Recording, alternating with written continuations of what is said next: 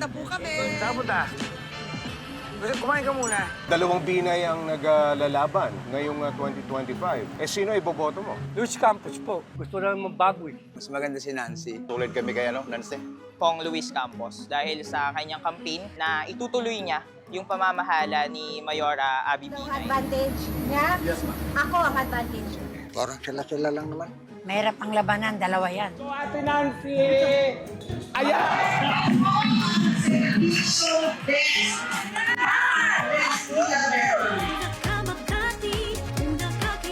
The first 50 na magko-comment dito sa post na to, madadala ko kayo. Nasaan na yung sweet corn? Ano ba yung sweet corn? Dito yung sweet corn. Hindi ko namin alam kung sino talagang ano dyan. Gawing makakarapat dapat mga umupo. Wala na akong babanggiti kasi hindi yung basta siya na yun.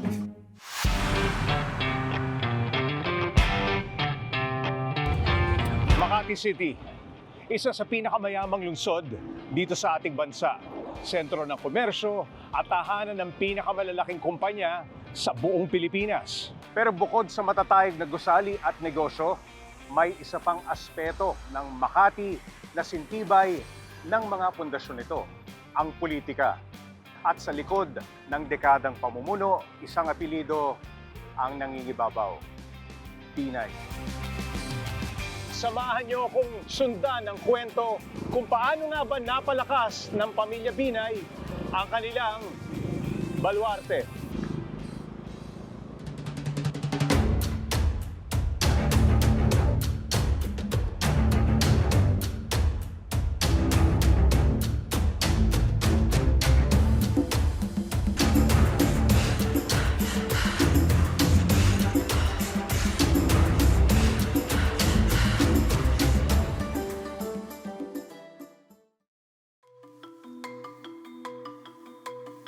Ang kwento ng political dynasty dito sa Makati ay nagsimula taong 1986.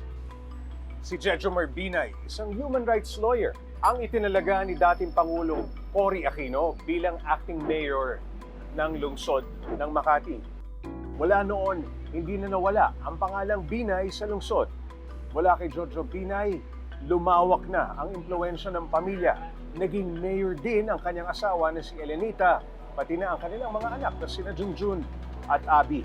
At ngayon, mayroon ding Binay sa Senado, si Nancy Binay na nasa huling termino.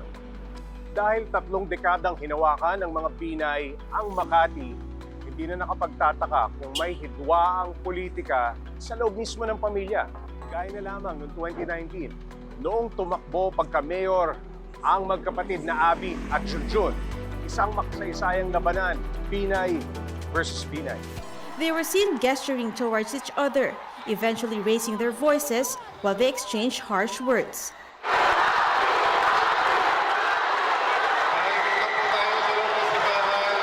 Nakita natin yan nung naglaban sila in the previous elections, which we thought were unthinkable in the past. As to whether naka-apekto ito, most certainly talagang affected yung personal relationships nila kasi hindi naman biro yung tumakbo ka sa isang halalan laban sa isang miyembro ng sariling pamilya. But I think at the end of the day, ang nanaig dyan yung statement din ni Mayor Jojo Binay at that time that it is the people of Makati who will eventually choose kung sino yung gusto nilang mamuno sa kanila. Dito na natin nakita ang epekto ng politika sa relasyon ng pamilya Binay. Ngayong 2025 elections, tatakbo sa pagka-mayor ng Makati, sina Senator Nancy Binay at Congressman Luis Campos, na asawa naman ng kanyang kapatid na si Abby. Ang dala ko po ay serbisyo, Makati! Naglingkuran ang buong Pilipinas! Nancy Binay! Masalimot ang relasyon ng pamilya Binay sa usapin ng politika. Pero hindi natin maialis na sa kanilang pamilya pa rin iikot ang kapangyarihan ng lungsod. Napakasarap tumira sa Makati, lahat libre. Pati mga ospital, mga gamot, pag-aaral ng mga bata, libre lahat. Lahat po ng pangangailangan ng student is napoprovide ng City of Makati. Totoo po talaga yung service nila. Bakit kaya gano'n na lamang kalaki ang nakuhang suporta ng pamilya Binay mula sa Makati Zen? Mabuti pa, sundan na lamang natin ang pangunahing benepisyo at polisiya kung bakit sinasabi nilang ganito kami sa Makati.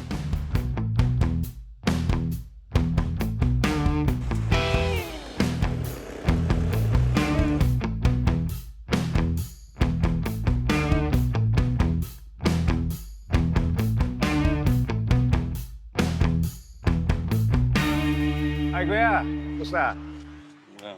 Ano flavor? Strawberry, Strawberry, avocado. avocado, queso. Sige, bigyan mo ako ng 3. Ayun, magkano to? 20. 20. Mahal na. Ay, ganun talaga. Nagtataas. Ayos. Gaano nga ba katamis maging residente ng Makati City? May makikilala tayo ngayon, si Mary Ann.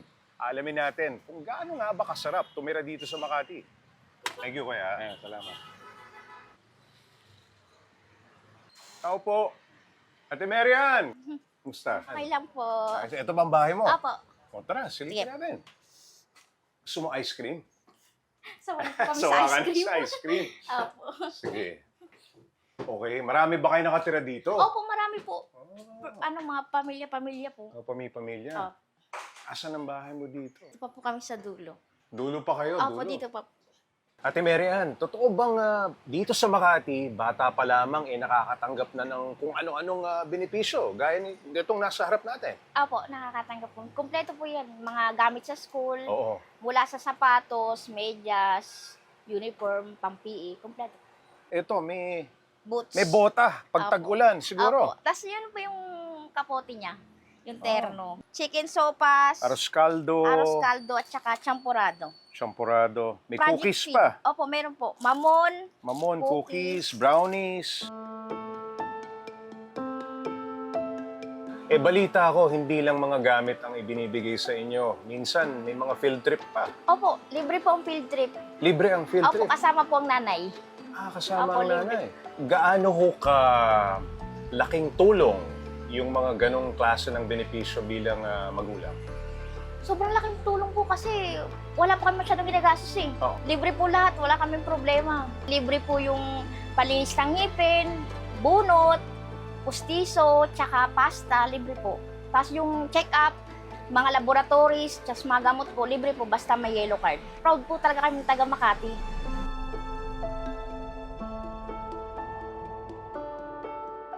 Ito pala. Sino itong mga kaibigan mo? Ha? Mga kapitbahay ko po. Kapitbahay. Ano pong pangalan nyo? Ako po si Penny Rose. Ako po si Arlene. Ate Arlene. O kayo madalas na magkakasama dito? Yes po. Oo. Lahat ba kayo yellow card holder? Yes po. Nasaan yan? Pakita. Yes po. Kahit mga asawa-asawa po. Ayun, lahat. Oo. Ito po Makati SIM card. Para sa inyo, ano ang halaga nitong card na ito? Para sa inyo? Sobra po. Sobrang laki tulong. Lalo na sa mga bata. Kasi, syempre, hindi naman natin masasabi na okay lagi ang mga bata. Syempre, nagkakaroon ng mga may sakit, na ubo, sipon. Medical. Kaya mas maganda talaga may hawak kang ganyan. Oo. Sobrang laking tulong po. Ikaw, alam ko, Na-CS na-hospital ka. Cesarean. CS. Libre po lahat. Libre lahat. Opo. Pati pagkain. Yung bill ko po, 60K. Tapos siya 10. Lahat po zero. 70,000. Wala kayong binayaran? Wala. Wala kayong nilabas ni 5? Wala po. Oo. Talagang hinabol ko yung yellow card ko Oo. para sa libre. Nakaka-proud talaga na. Isa kami sa Makati na may hawak ng ganito.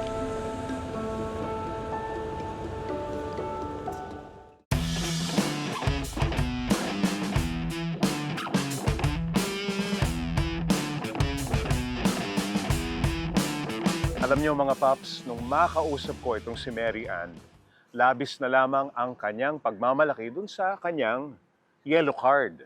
Malaking tulong daw ito kapag botante ka ng Makati. Pero ano nga ba itong yellow card? Paano ang proseso ng pagkuha nito?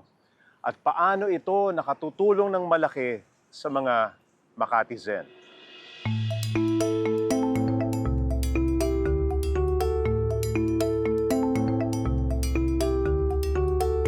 Ang yellow card card po ay benepisyo ng mga nakatira sa Makati na at least butante ng Makati. At ito pong programang ito ay under na ni former Mayor Nemesio Yabut. Inadapt na lang ni Mayor Jojo Binay dahil nakita niya talaga ang kahalagahan ng mga libreng serbisyo ng Yellow Card.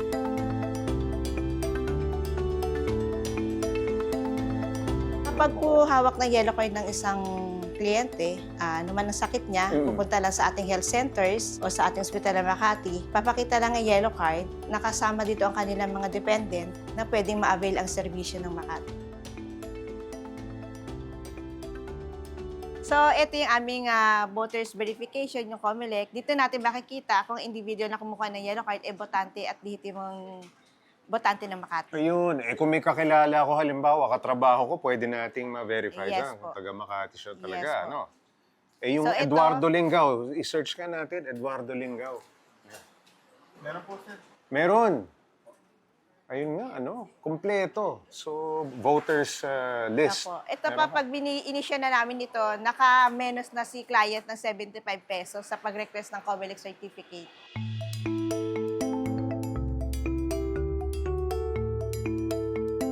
So, ito yung aming mga special case. Special Oo, case. kasi sa amin kasi ang dapat dependent ay kababae lang naka-under. So, yung tinatag namin na solo parent, dapat Okay. si lalaki ay nakasolo lang. So, gusto niya i-dependent ang kanyang mga anak.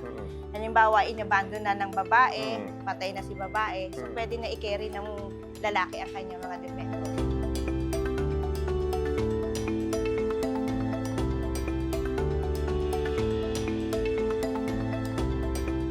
Napag-alaman natin mga paps, na ang isa sa pinakamalaking benepisyo ng pagiging Yellow Card holder ay ang madaling access sa serbisyong pangkalusugan. Gaya na lamang ng mga health center na nagbibigay ng free consultation at mga libreng gamot.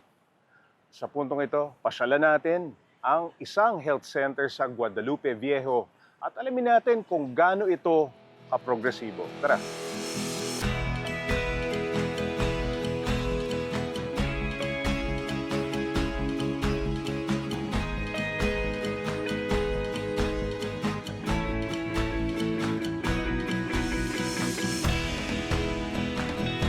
Hello, Miss Alma.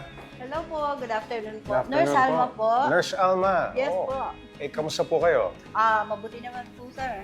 Ito ho ang health center niyo. Parang Yes ospital, po. ah. Yes po.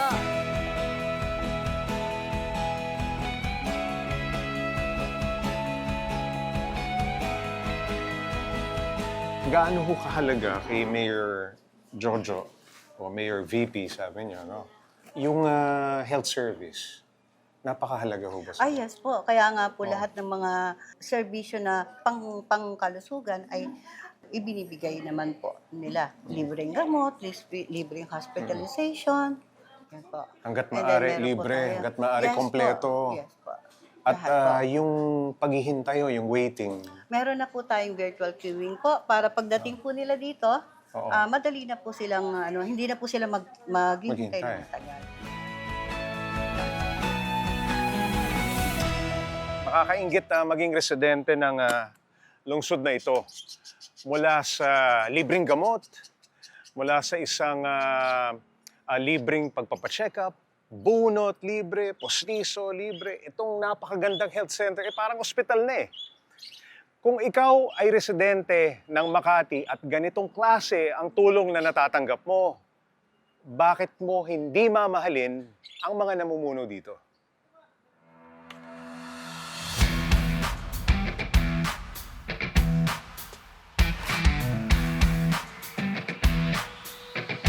Maliban sa mga serbisyong medikal na nakukuha sa mga barangay health centers, isa sa malaking benepisyo na nakukuha sa pagkakaroon ng Yellow Card ang libreng pampa-ospital sa ospital ng Makati.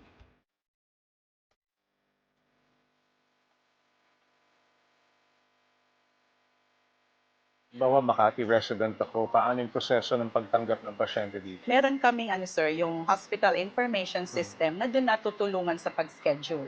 So ang ginagawa ng mga Makati Sen, they go to hospital ng Makati. Meron tayong isang area po dito sa malapit sa ER na nakalagay po doon na pwede silang e-consult. So through the HTTPS e-consult.hospitalnangmakati.go. They can do it online? Yeah, they can do it online. But physically, pwede sila Pwede po sila pumunta at magpo-QR code po kasi may QR code din po dun. So it's either through going to the website or dun sa QR code.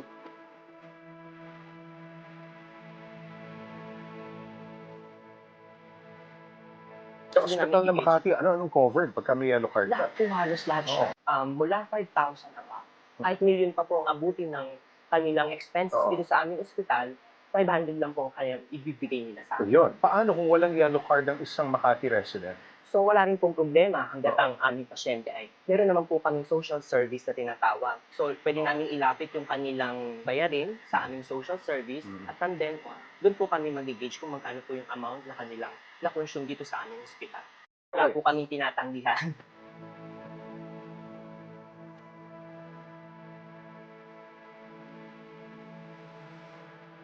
Bukod sa living ko, marami pa pong living sa kami. Nakatanong mo, anong maintenance ko? Pero pwede ko ilagay sa 1,000. Ang maganda dito, kung ano yung pangako ng bawat mayor sa amin, tinuloy-tuloy, kaya naging maunlad yung Makati.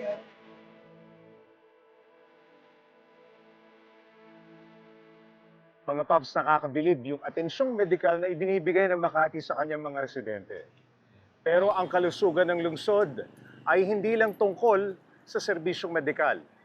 Ang kaligtasan rin ay mahalaga. Dito na pumapasok ang Makati Public Safety Department o MAPSA.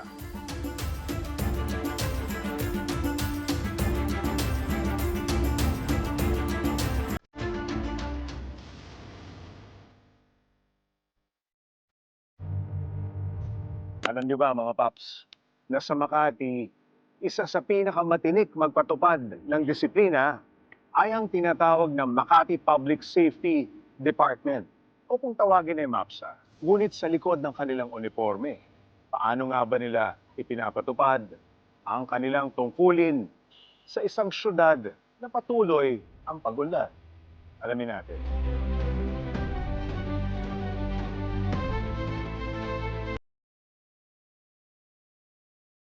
Morning po, Sir Jay. Manong Red.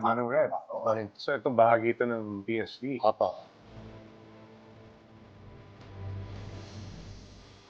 Kailan mo nagsimula ang MAPSA? Actually, ang MAPSA po was started in 1986 during EDS Revolution. Si former Honorable Vice President Jejomar Binay po in-installed by late President Cory Aquino as acting officer in charge ng Municipality of Makati. Nag-create po siya ng grupo, yung tinatawag po Makati Public Safety Assistance Group. Kumuha po siya ng mga tauhan sa different barangay. Nagkaroon po kami tinatawag ng MAPSA Tanod. In every barangay po yan, District 1, District 2. Ang duty schedule po niyan is 24/7. Ang purpose po diyan is to preservation of peace and order within the barangay. Tanong ko, Manong Red, gaano ka-stricto ang MAPSA pagdating sa pagpapatupad ng traffic rules and regulations? 100%. 101%? Hindi, 100%. Ang MAPSA po kasi is considered as an agent of person in authority. Tagapagpatupad ng batas na dapat pairalin. Lalo na po dito sa within jurisdiction ng Makati. Anong pinakagusto mong karakter ni Mayor Binay? Ano dun sa nakikita mo? 42 years ka sa serbisyo. Ang kagandahan na po kay BP Binay, pag tumutupad ka ng tungkulin mo at nalagay ka sa langan na naireklamo ka ng alimbawa, motorista, tutulungan ka na talaga.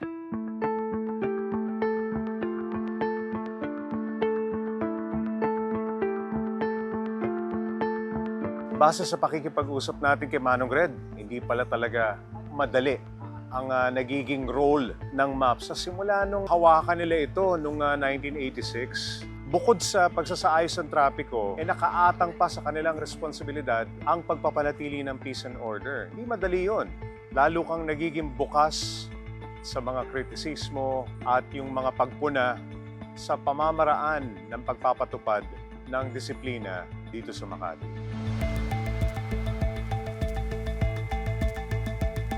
Talagang napakahigpit po ng mga traffic enforcer ng MAPSA. Bawal po dito yung mga pasaway na driver. Pag nahuli ka, anong mangyayari? Tutubos ang ticket. Isang violation po dito, 1,000. Sa mga mata ng Makati Zen, malaki ang naging impluensya ng pamumuno ng mga Binay dito sa lungsod. Mula sa mga programang pangkalusugan hanggang sa seguridad. Ngayong halalan, ang tanong, mananatili ba ang kanilang tiwala o oras na para sa pagbabago? Ngayong mag-i-eleksyon na, ano tinitingnan mo sa kandidato? Yung pinakinabangan namin, ng pandemic, kung sino yung tumutulong sa amin. Pero magka-kamag-anak, ano? Well, usually, normal naman kahit sa man lugar, mayroong ganyan. May hirapan ka magdesisyon? Oo, tingin mo? mahirapan. So, abangan na lang namin yung mga talumpati nila. Kaya po kami tumatakbo para siguraduhin na itutuloy ng isang Luis Campos at Kid Peña ang lahat ng aking naumpisahan. Buo aking suporta sa aking panganay na si Nancy Binay. Mahirap ang labanan, dalawa yan.